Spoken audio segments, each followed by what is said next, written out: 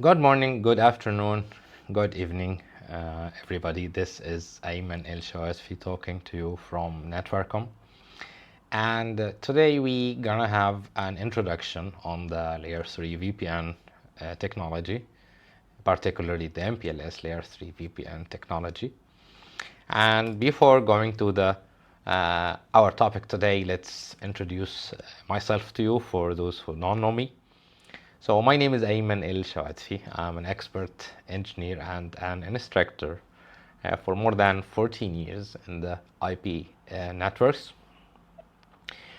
with along also practical career within multiple operators and vendors, in addition to that training that has been delivered to thousands of students, both online and on site, of course. I have Cisco ccie-sp, Juniper ccie-sp, and Nokia's service routing architect, the SRA, in addition to multiple other certifications in the design, SDN, cloud, data center, and security.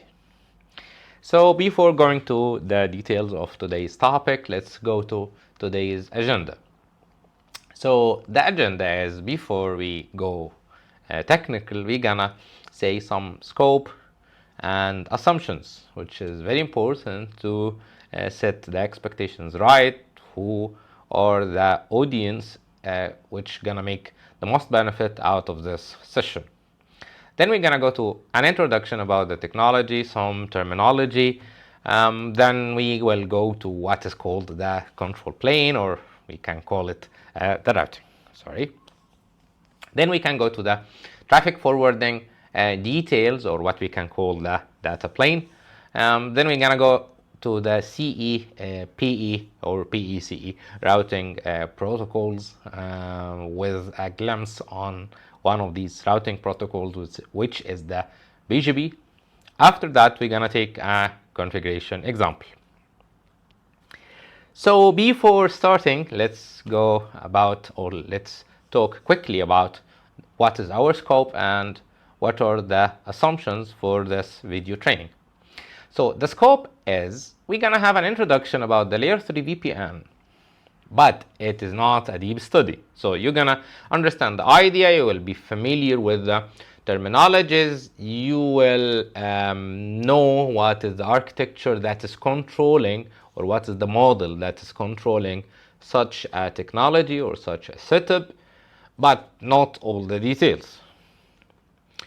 Also, you can guess that we are about to study MPLS Layer 3 VPN, so there is some knowledge and technology related to the MPLS. This is not part of today's session. The MPLS core functionality, including the LDP, the RSVP, the segment routing, the seamless MPLS, traffic engineering, rerouting, all of these technologies should be covered in different sessions. Layer 3 VPN itself, it has kind of a simple basic setup. This will be covered, of course, but it also has an advanced scenarios, something like the overlapping VPNs. This is not covered in today's video. PECE routing protocols, which we saw in our agenda as item number 4. We're gonna have a basic idea about what is going on that area, but there is a lot of details, deeper details that belongs to each protocol individually. Some issues with the EIGRP, some problems with the OSPF, some complications with the BGP, etc. These deep and neat details, we're not gonna cover them in this video. And of course, there is other points that are not part of that scope. So, some assumptions. The audience of this session are expected to have the basic IP networking knowledge, the basic MPLS label switching. You don't need to know how in deep the RSVP traffic engineering is working, but at least you should know what is the transport label. Some basic stuff like that will make you get the most benefit out of this session. So the basic routing protocols as well.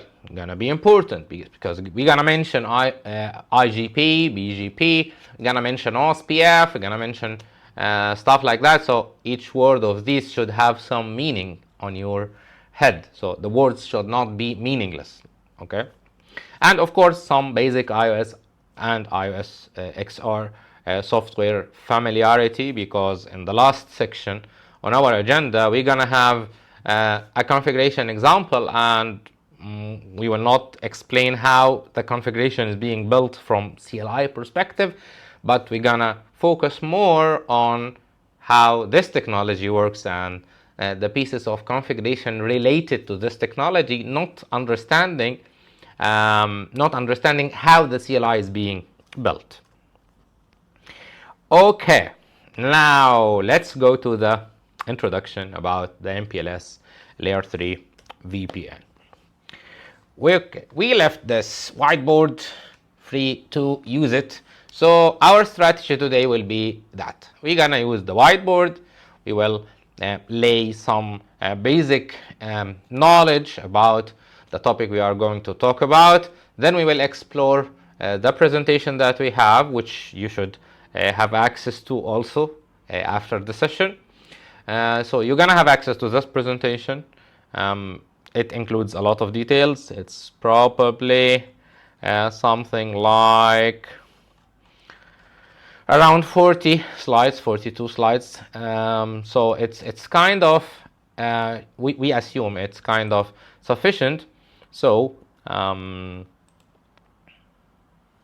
we will start with the whiteboard, give some idea. Then we will go to the presentation, review the documentation that we have, and probably remember something that we have might been missed in the whiteboard. So what is the MPLS Layer 3 VPN is about? Generally, VPN is abbreviation of Virtual Private Network, which simply means that there is some general or generic purpose network. We can think about the service providers network nowadays. The internet and the mobile service providers, they have already their own infrastructure. They are spanned over countries, and they are covering almost every geographical place that we might need a service in. So these service provider, we can think about them as a generic network. But myself as a business, maybe I am a bank, maybe I am a school or a chain of hospitals or a chain of pharmacies or whatever. So myself as a business, I might need my own network. I have my own servers located in my headquarters, or some server farm that I have in one of my branches. And I need the other branches to communicate to this data center or to this server farm.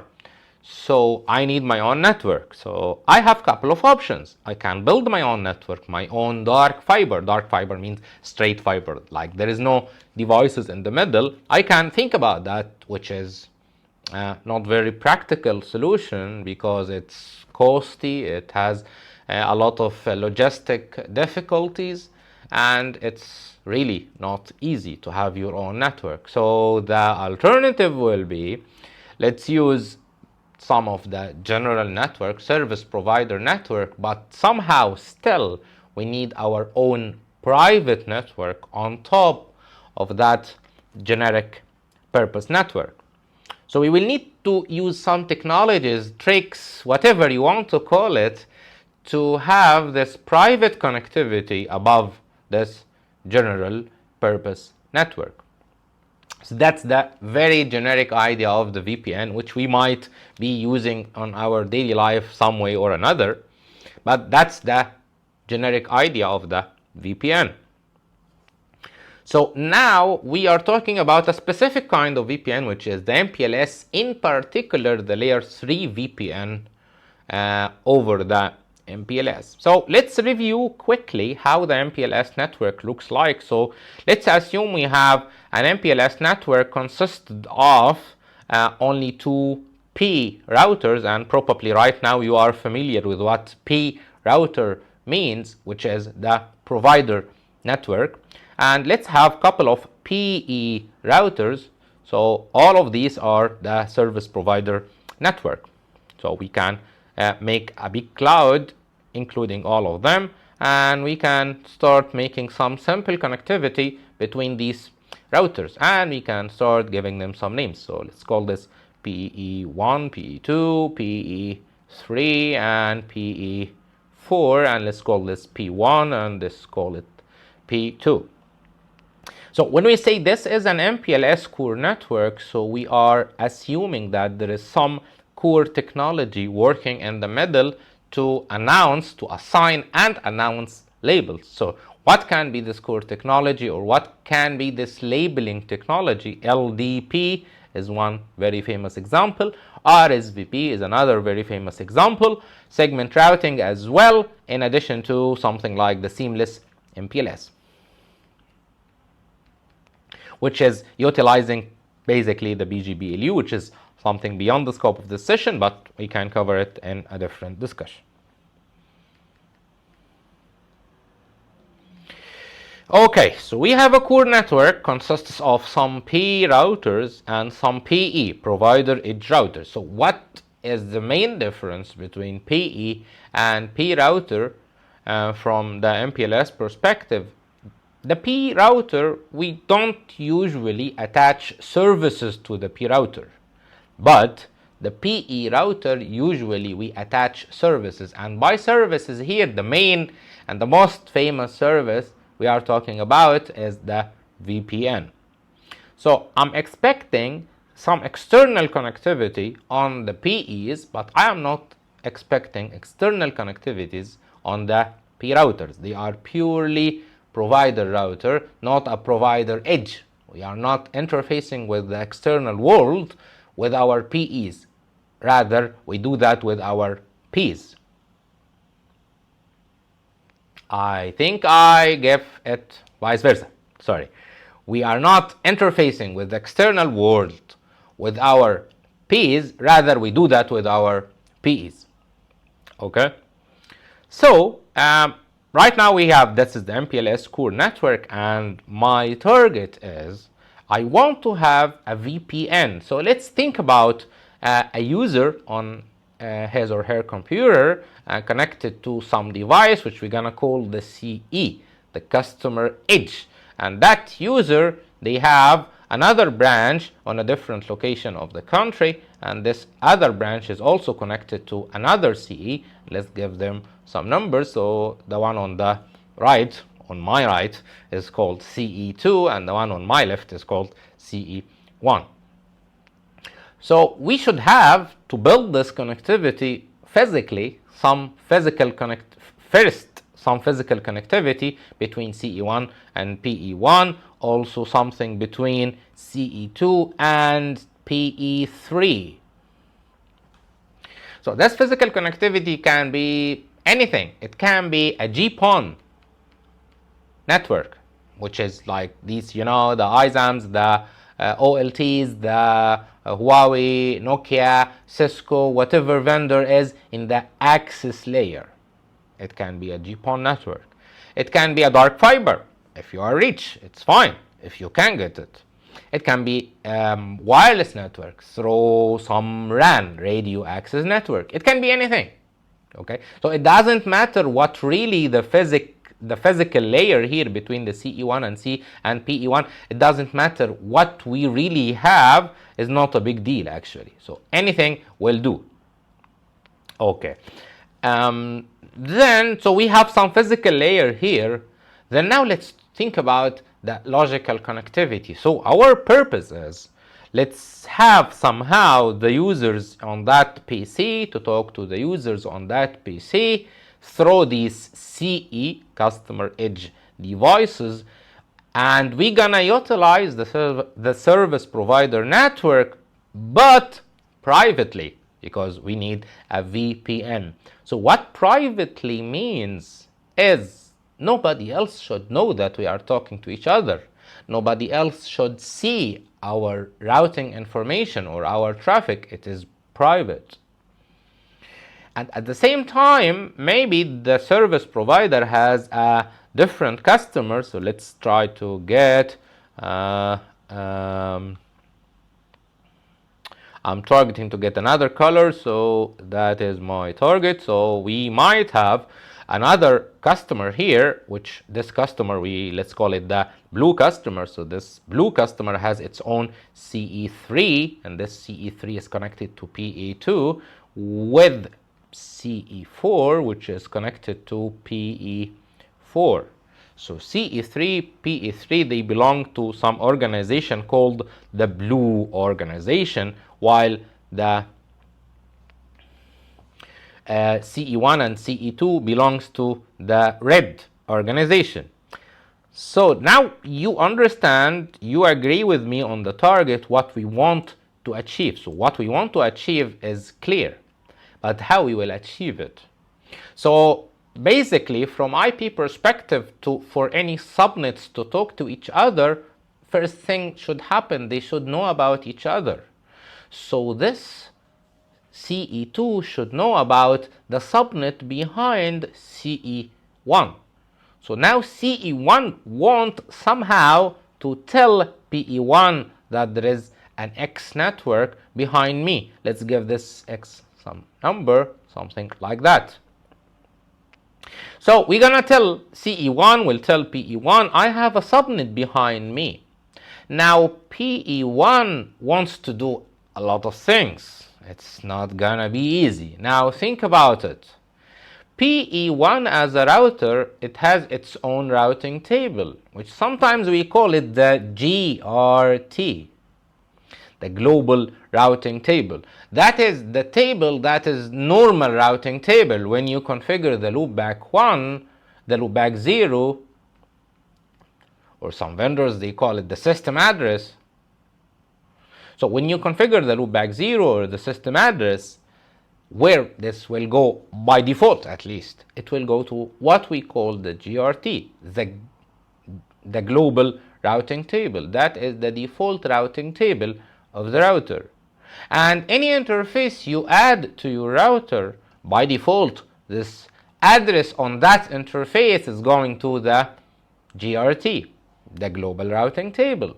Any routing protocols that is running on your router and you received some information from that routing protocol, they're gonna be saved on the generic or global routing table. But the problem is, if I'm serving multiple customers, now what if the other customer also is using the 10.1.1.0/24? So my global routing table will have an overlap, will have a collision, will have a whatever you want to call it, a duplication, which will definitely cause the network not to behave as expected, because these two routes from the different customers will appear as if they are the same destination, while in reality they are not. It just happened that two different customers used the same subnet. So either now we would like to make our customers align with each other, and please you use the subnet, I will not use that subnet, etc., etc., which is very complicated task, considering that many service providers have thousands of customers, and considering also that the space of these IPs are limited. So this alignment is almost impossible.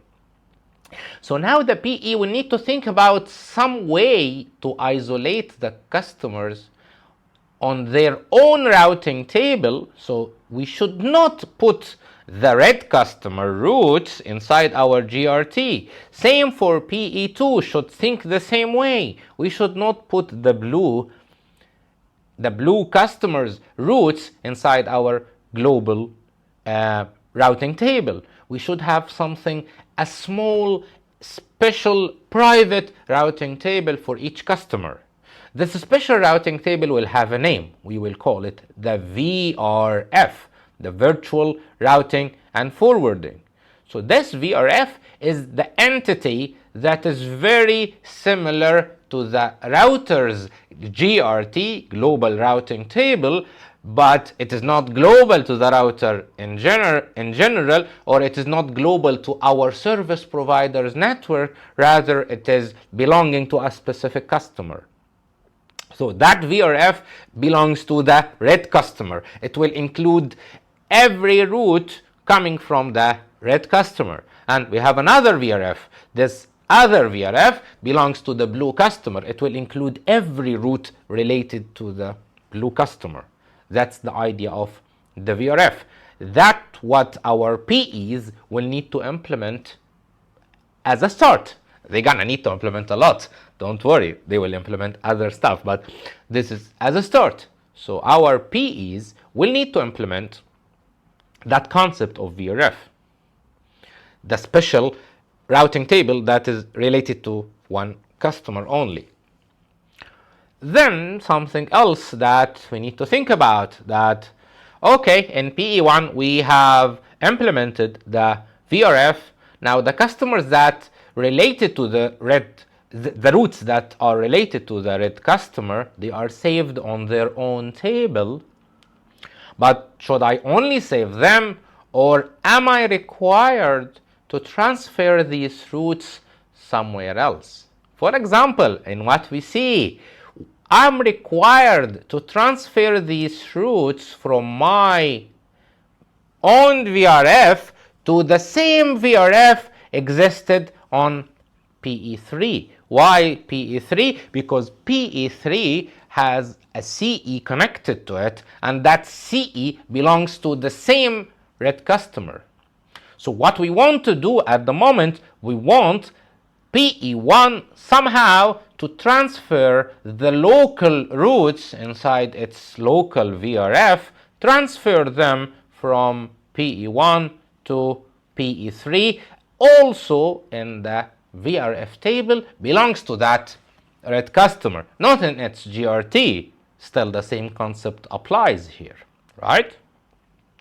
Now the PE is required to send these routes, or maybe it's a single route, maybe it's 1,000 route. It's relative to the concept, but right now we are talking about that X, which happens to be 10.110/24. Now this X already reached PE3, which is required to send it to CE2. Now CE2 knows about X. The other direction should happen in the same exact way. Agreed? Agreed. Once the other direction happens, now the communication between CE1 and CE2 is established. I know that is not the whole story, because there is some details we will need to think about. For example, one of the very interesting parts of the layer 3 VPN, how PE1 will send these routes to PE3. What exactly happened?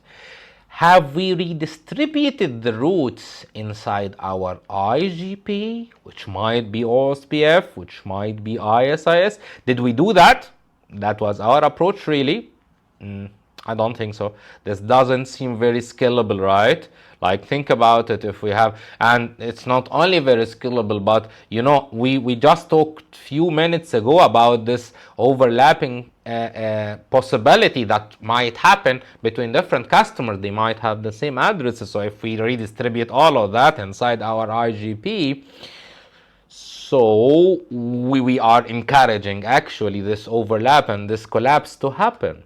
So most likely not, no.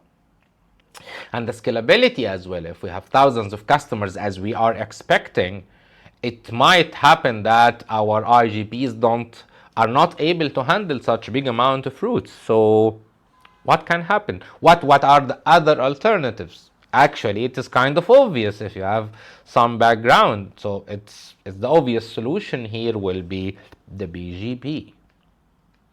But sorry, Ayman, a second. You will have the same problem.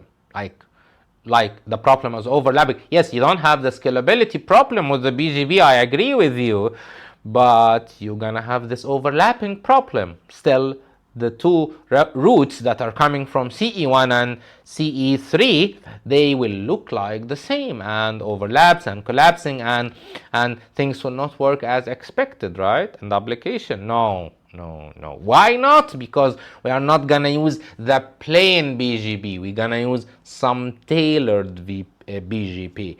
I guess you have heard about the address families concept. BGP is not handling only IPv4. Also, it's not handling only the IPv6. It is handling any address family. IPv4 for BGP is just one address family that it can handle. BGP can handle many other NLRIs. What in the BGP language they call it the NLRI, the Network Layer Reachability Information. So the NLRI from BGP perspective is not just an IPv4 and it is not just an IPv6. It can handle many other NLRIs, including something called the VPN v4 routes. What is different about this VPN v4 routes? Okay, let me give it to you. So what happens is, with the VPN technology, we're gonna use a special address family from that BGP that is called VPN v4. That VPN v4 address family will use the IP address from the customer, but not plain. We're gonna add something to that IP address which will make it unique.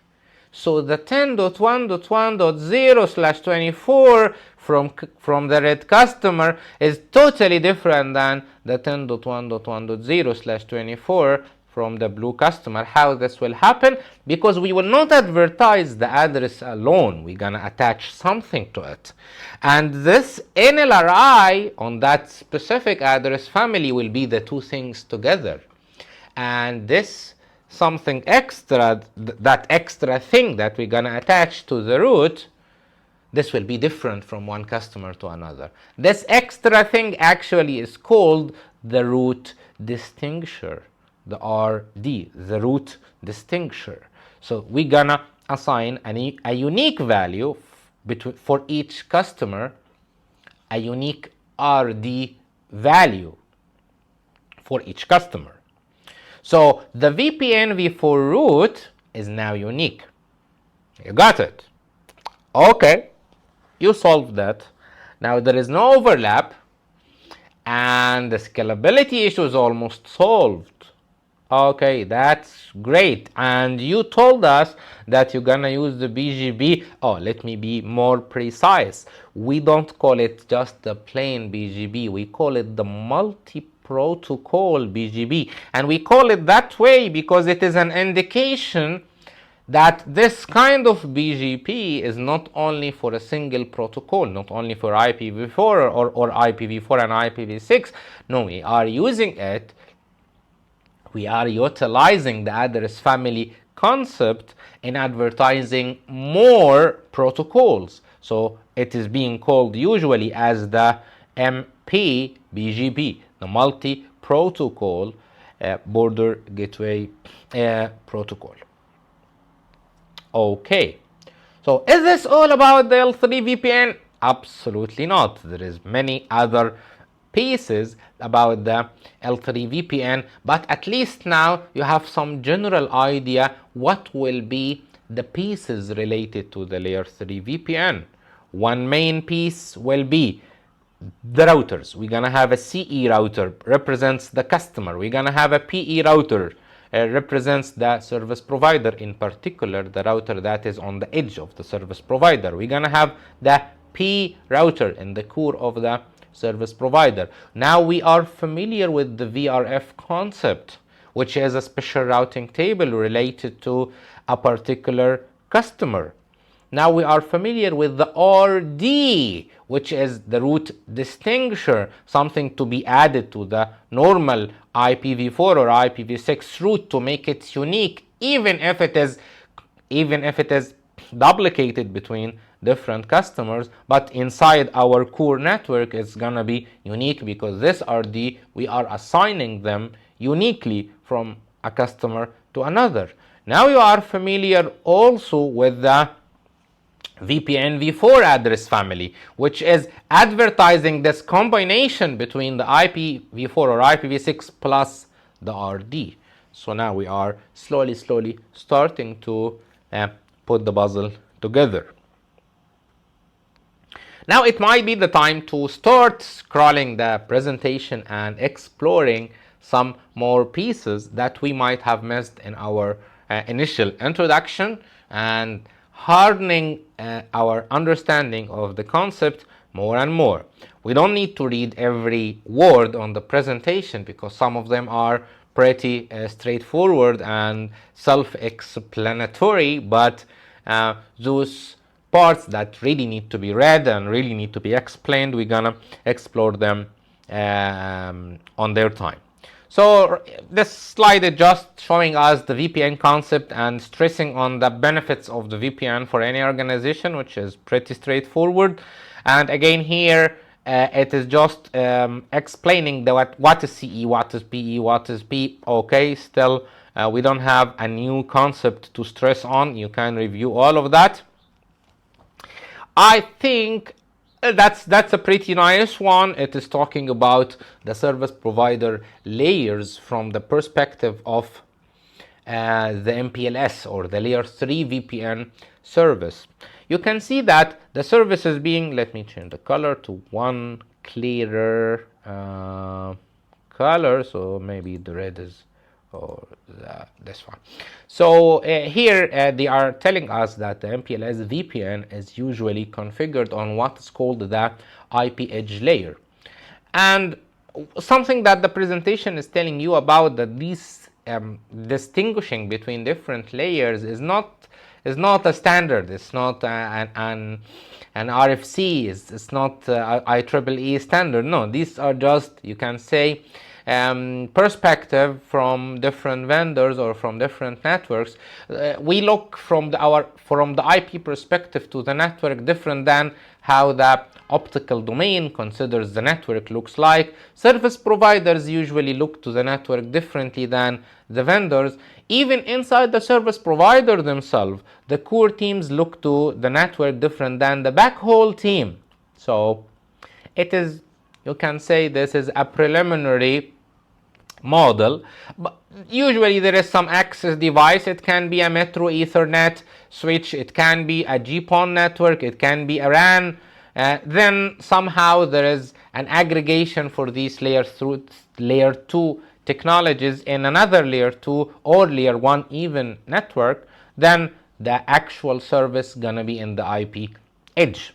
Sometimes this IP edge itself is being, especially in the mobile network, this IP edge itself is divided into 3 layers. This is very common.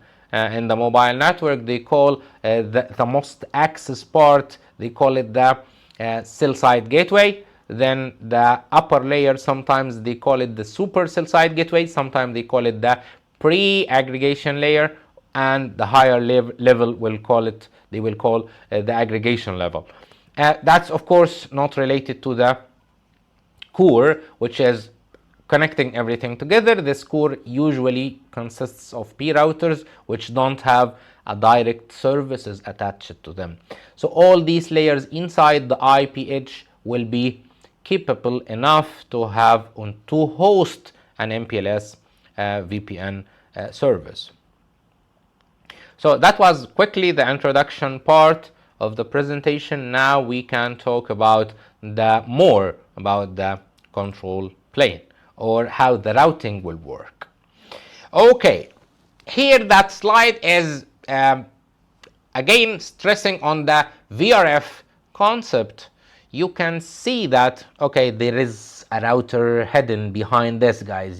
Please use your imagination with me. So there is a PE behind this part, and this PE has two connectivity to two customers, CE from customer A and another CE from customer B. So what we are expecting that this PE will have two VRFs.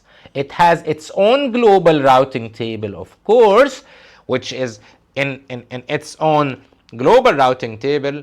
That PE is hosting its own system or loopback 0, and also the other routers in our provider, the other routers systems and loopback zeros, and any routes I'm receiving globally, not inside a particular VRF. But I have to have a VRF for every customer that I'm serving, not for every CE, because I might have multiple CEs here that are belonging to customer A. If I have 10 CEs on the same PE, all of them belongs to customer A, still I am okay with one VRF because it is per customer. This VRF is like a table. So I don't need multiple tables if I have multiple CEs, as long as they belong to the same customer. I think that part is kind of clear.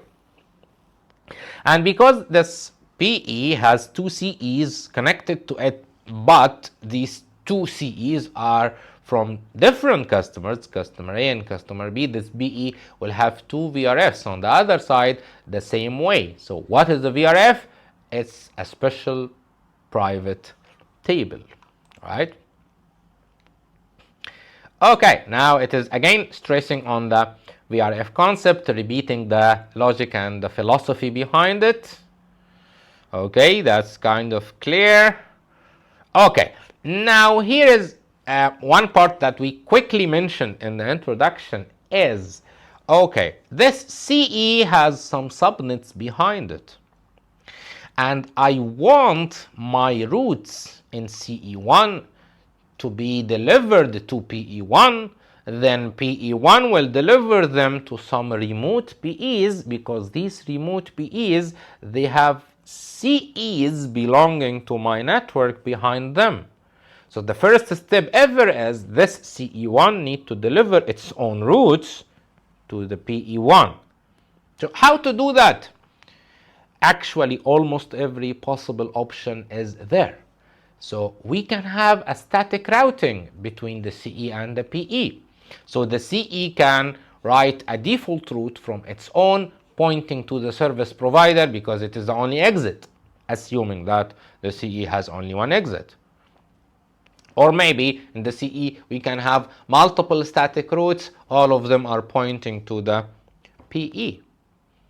And the same way, of course, from the PE side, I should have static routes on the PE side pointing to every LAN behind this CE. Definitely that's an option. But that's not the only option, and maybe that's not the very common. It is kind of common, to be honest, but it's not the only option. We can run REP, we can run OSPF, we can run EIGRP, we can run BGP, which is one of the very common options in that domain, is also to use PECE, because BGP meant to be an inter-AS protocol. And here we are talking about customer network and provider network. Definitely they are different autonomous systems. They are not under the same administration. That was the definition of the autonomous system. So by the book, we should use the BGP. But all the options are available. Almost all the routing protocols are available. And there are some use cases that, okay, we assume that the customer is really an external organization, but sometimes it's not really an external organization. Maybe it's part of a network that we own or we manage, but it happens that it is outside the MPLS core network. So we will deal with it as if it is a customer, but it is not really a customer. It's some partner or even a network that we own or some company that we bought. So it's not always the case. So I saw in my career OSPF is being used. I saw RIP, I saw EIGRP, static, of course, I have seen, and BGP, one of the very common and popular options in this area. So you have to expect that there is some routing protocol at this place between the PE and the CE. Now, the routes are being delivered to the PE. They should be delivered from that PE to the remote PE. So here it's gonna talk to you about how beautiful the BGP is, and that is the most convenient thing to be used. But also it will mention to you about the RD idea. Where is the pointer? Sorry, okay, this is the RD, the route distinguisher. And that concept also it will mention how useful it is to avoid the overlapping between addresses if multiple customers use the same address space. Okay?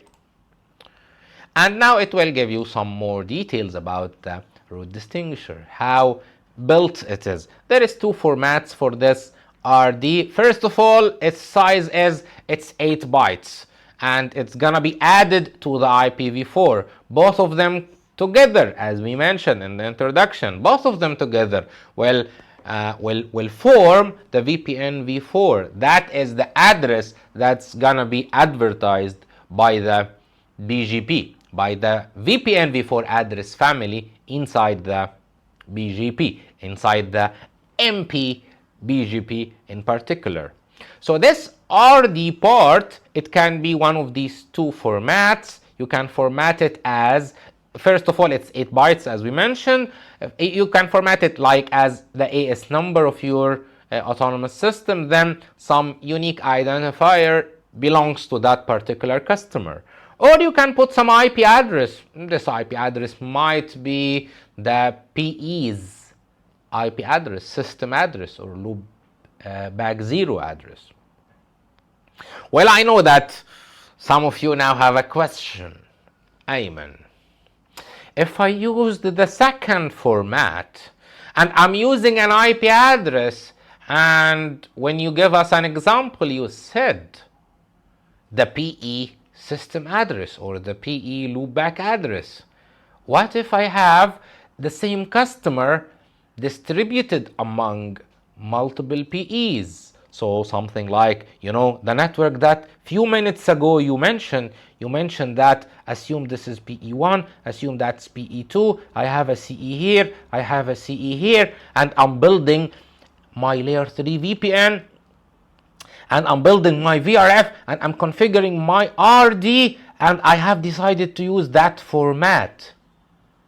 So the RD now will be the PE. In that PE, the RD will use the IP address, which is the loopback 0 of that PE. On the other router, the RD will use the IP address of the loopback 0 of the other router. Now they are not matching.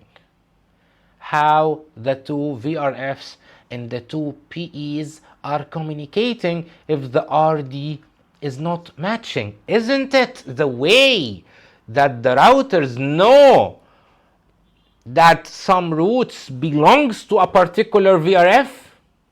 Surprisingly, no, not at all. The only usage for the RD is to make the routes unique, avoid the overlapping. That's it. And there is totally something different we're gonna see in few minutes, that is solving the problem of which routes belongs to which VRF. That's totally something else, not the route distinguisher.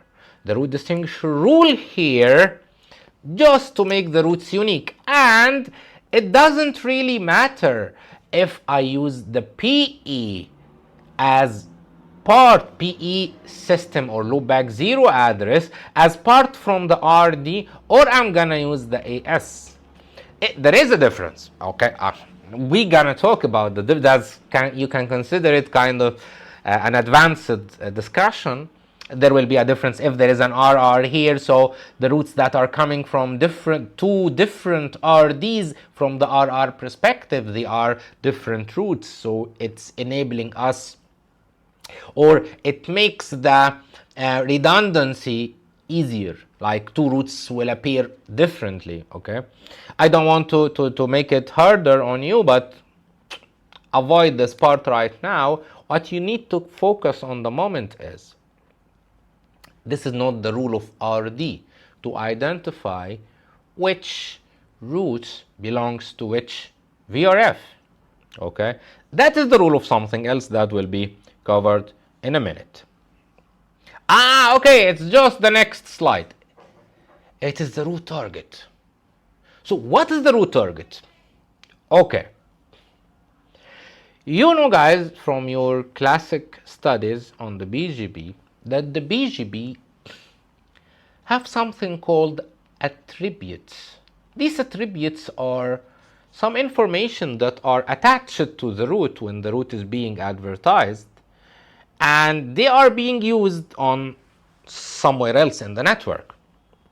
So when we attach this piece of information, which is an attribute, it will be attached when we advertise the route. It has nothing to do with the data plane. It is just something in the control plane. So it will be attached.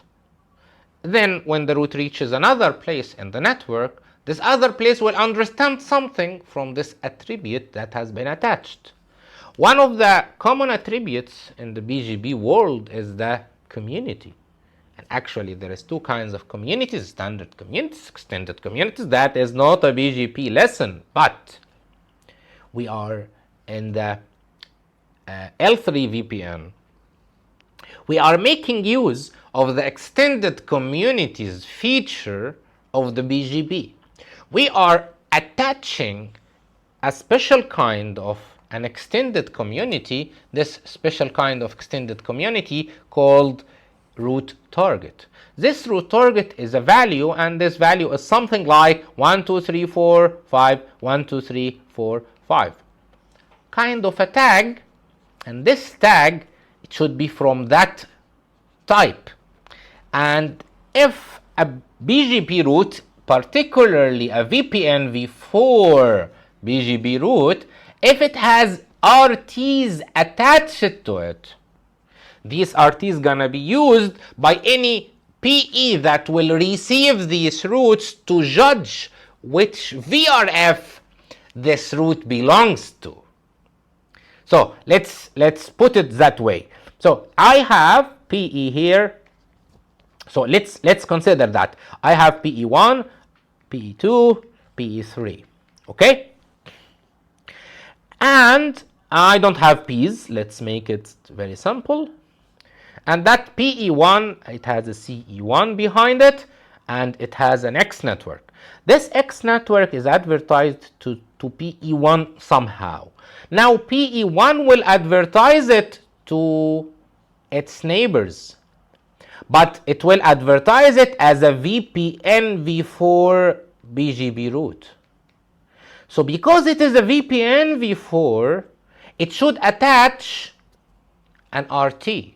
These attached RTs, PE1 will get them from the local configuration. So when I am as a user configuring that VRF, now we are talking about customer A, for example. So customer A has a VRF of its own. This VRF exists on PE1. This VRF has configuration. Part of the configuration is called the export RT, and some value similar to that. So this value, when PE1 is advertising that route as a VPN v4, of course it will be VPN v4 because the VRF will also have an RD, route distinguisher, configured, not only export RT. It will have RD, export RT, import RT. But now I'm talking about the export RT.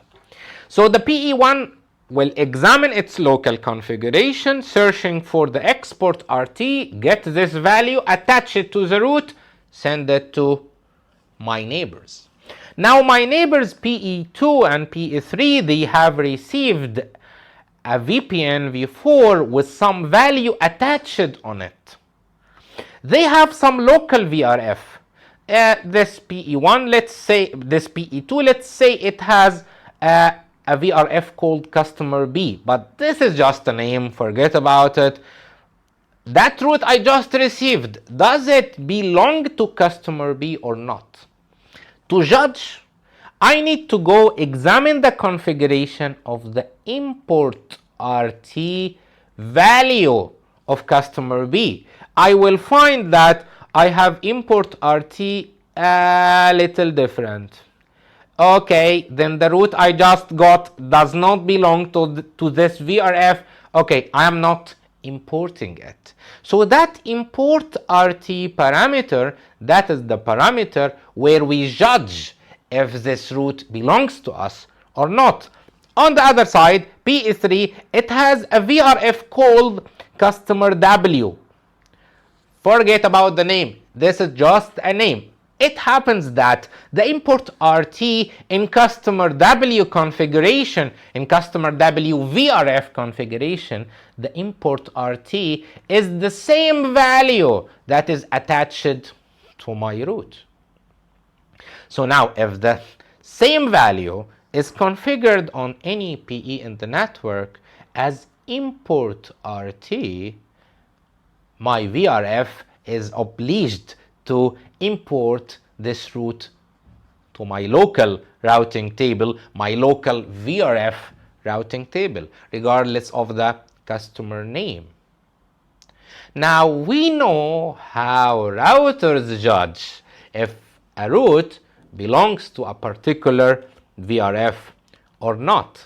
And we have already learned about the import and export RT or route target concept. I think this will be it for that session, and we might meet again in some coming sessions to continue discussing the layer 3 VPN. I know the topic is not yet completed, but I hope the introduction was useful to you.